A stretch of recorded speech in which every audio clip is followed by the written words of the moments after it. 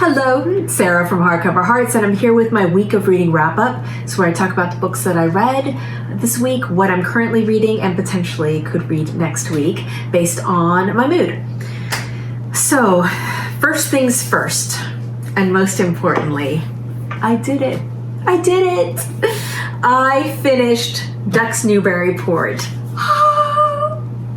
There were many times where I thought this was going to conquer me. I thought I was going to give up, but I wanted to know what was happening, and I wanted to understand, and I kept wanting to be pulled back in, and so I stayed with it. Now I'm just waiting for my in real life book club to catch up so that I can talk about this. And I'm planning on talking about this in a longer session, so stay tuned. In the meantime, just know that the celebration and joy that I felt when I finally finished that last page, it was like a school's out for summer kind of feeling. Like I felt completed. I felt rapturous joy. I felt like I was untethered to any kind of requirements. I felt like I had been running in sand, and now I could just run free. So it's been joyous to finally conquer this mountain, this Everest right here. So yeah, Ducks Newburyport by Lucy Ellmann, check. Okay, so then I was like, well, what am I going to read now? Of course, I have a Booktube Prize judging that I'm doing, so I won't be able to talk about that. But let's talk about some other things. So I finished Treacherous is the Night. This is the second Verity Kent book by Annelie Huber, and I liked it. It was a little less amazing as the first one. The first one just had all of the pacing and the punches were pulled. It was just propulsive. This had a little bit more downtime. It was a little quieter, a little slower pace, and we spent more time in backstory between Verity and her husband Sydney, who came back from the war, and they're trying to repair their relationship as they're trying to solve this mystery. That's a kind of a remnant of her work as a spy in the war. I enjoyed it very much and will continue with the series. The next thing I read was Amelie Nothomb's Strike Your Heart. Isn't that cover amazing? So this has been recommended to me by many, many people. It's a story, so I think it's very clear that I love stories about women and relationships that women have with each other. And this centers very much on a single woman. We grow up with her as she is an infant all the way up through into when she's an adult. And we look at her painful relationship with her mother and how that really impacts all the other relationships that she has in her life. I liked it. I did like this, but there was something about how it was written and the structure that I could see the framework too clearly. The writing got in the way, or the way it was set up got in the way of me enjoying the story and really settling in. So it's a little forced. There are moments where there's things said that could not have been said. There are things thought that could not have been thought, and so it feels a little affected, a little French, a little French intellectual, as opposed to just a story. Despite that, I did enjoy it. I just didn't. I think I thought I was going to love it. So I wish those seams hadn't been so visible. And the construction not so clear, because I think I would have loved it a little bit more if that had been the case. But still gave it a 3. Then my audiobook from my library came up. A hold came up for the next in the Keigo Higashino series, and this is the Detective Kaga series. Now, what's so interesting is this says it's number 2, and yet it's not number 2 in Japan, the second in the series in Japan. So I think it's the second one that was actually translated for for English, not necessarily really the second in the series. But I think it's neither here nor there. It functions as a standalone per se.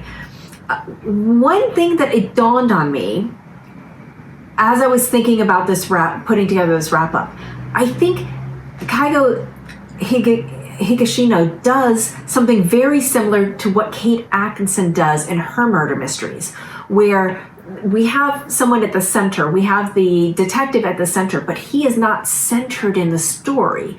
We have multiple people who are engaged in this story. And so it has this prism effect, and the detective just kind of walks into the scene, but he is not always the main person in that scene. And I find that very, very interesting. It's a very similar style. I enjoyed this one. I'm definitely going to continue with more of his work, because there's subtlety, and there's a lot of character development. Again, with Kate Atkinson, same. And you arrive where you need to, and it fits all together. It's very clever writing, a great plot, great pace, and good characters. So I mean, what more could you want? So happy with that. Then I think the standout of my week, I recognized that I hadn't read anything yet for Black History Month, and I was really bumming out. But now, since I finished Ducks, I could read whatever I wanted. So I grabbed The Street when I saw it in my library's audio holds. I have to say, this book moved me tremendously. This is a very, very impactful, tense, beautiful, interesting, and dynamic book. I really got it from the moment it started. I was in it wholeheartedly, dropped in with this woman. She's a mother. She's separated from her husband, and she's realizing she needs to move. She's been trying to save money and living with her father and his mistress in this home, and she knows that that's not good for her son. The father's an alcoholic, the mistress is a little wild, and they're just drunk all the time, and she wants more out of her life. So she works incredibly hard and studies and is trying to get ahead and saving money. She goes out and finds this apartment. And the apartment building and the people that live in this building become very, very important characters in her story and the street that they live on. At the same time, you get to this backstory of how she arrived here, what happened to the husband, choices that she's made earlier in her life that she maybe regrets or would have done differently. And you get the sense of all of the forces that are working against her and how strong her will is and her determination.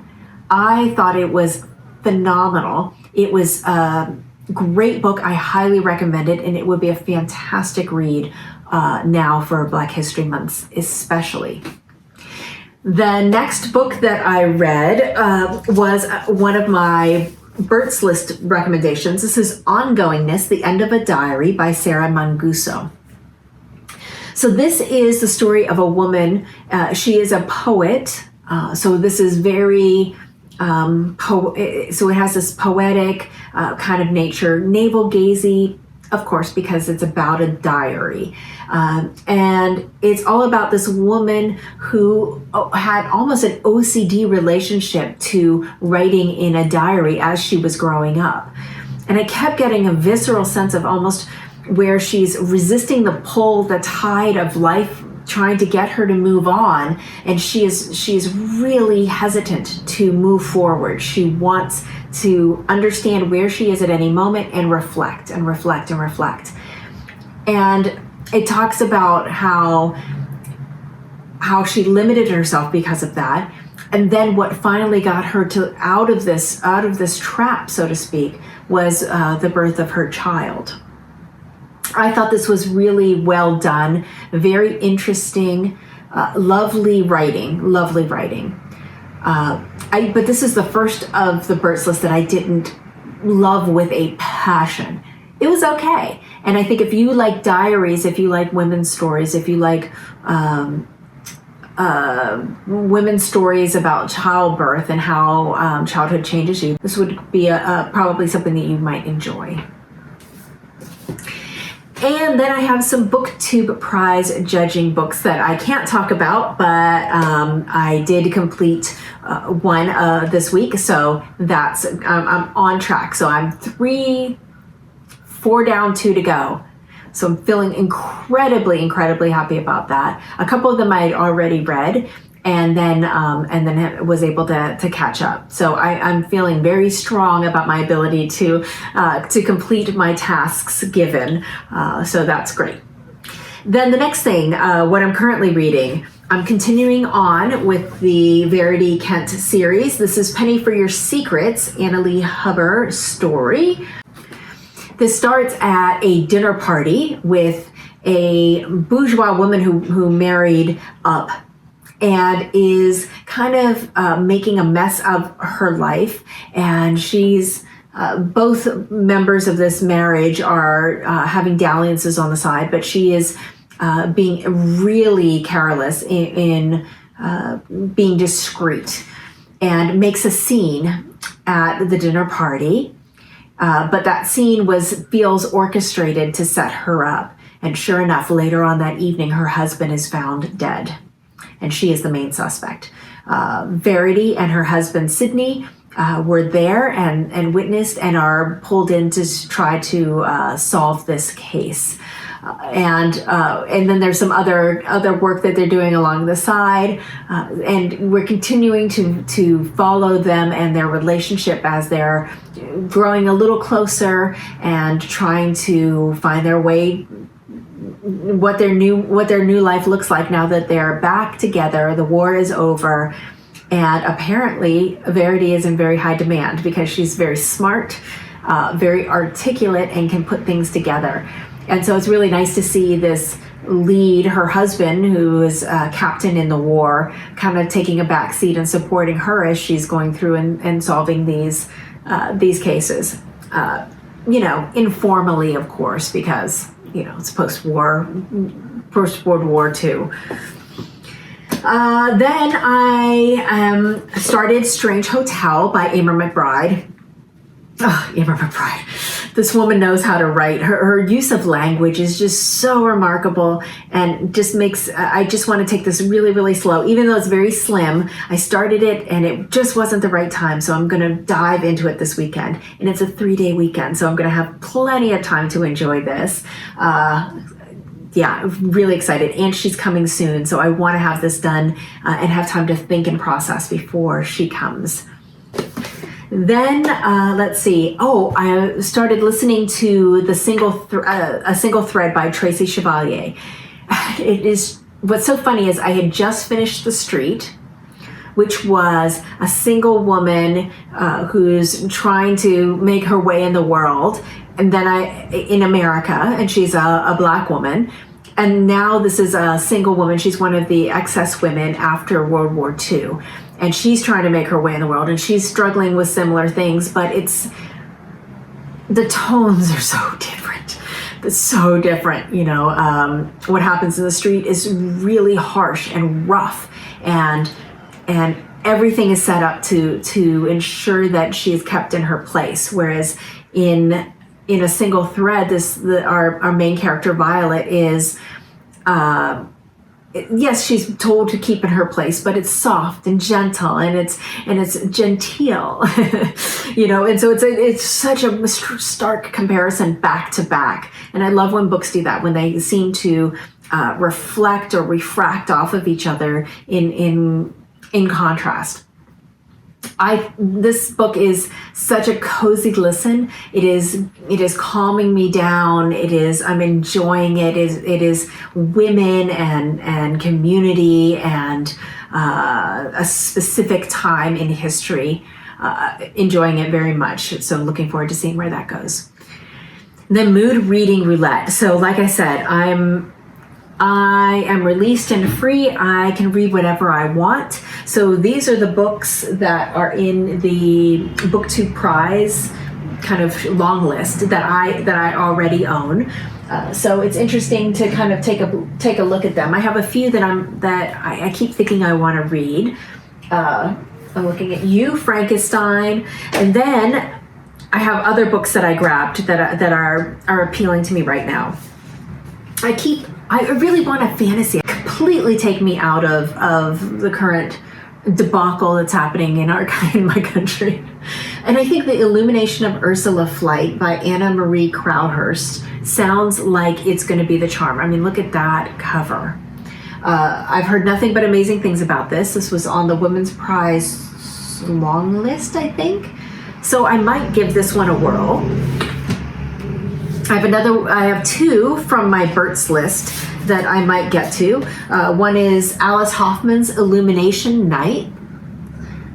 So that looks good, and it doesn't look like it's too long a read. Then there is Seduction and Betrayal. This is by Elizabeth Hardwick. I've never read any Elizabeth Hardwick, but since Bert put her on my radar, all of a sudden it seems like she pops up everywhere. So interested in reading something of hers, and this cover is just outstanding. Introduction by Deborah Levy, and a little blurb by Susan Sontag. I mean, you don't really get much better from there. Oh, Didion on the back. So that one's piquing my interest. Okay, I don't know what, maybe Shameful Admission. Maybe that's the right way of what I'm trying to say. I've never read any Anita Bruckner. And so I have Hotel du Lac. So I think I might try this. Let me know if this is a good one to start with. If you think there's a better one, tell me now before I start. Then I want to kind of get into my used books that I bought in London on my last trip. This is Stevie Smith's The Holiday. I just love that cover. Got this at Scoob. That cover is fantastic. She just looks so forlorn. And then I've never read any Elizabeth Taylor. This is also Virago, modern classic. This is In a Summer Season by Elizabeth Taylor. Sounds great. And then there is a book, I might hold this off for March Mysteries, but it's really, really tempting me right now. And it is Singapore Sapphire, A.M. Stewart. This is the first in a historical mystery set in Singapore in 1910. I do love a good historical mystery. Just something nice, fun palate cleansers. So that's it. That's what I have. I hope you had a fantastic week of reading. If you have the 3-day weekend ahead of you, if you're in the United States, I hope you have some great reading ahead. Please let me know if any of these in my to-be-read pile possibilities, I should jump on faster than others. And other than that, I'll look forward to talking to you later. Bye.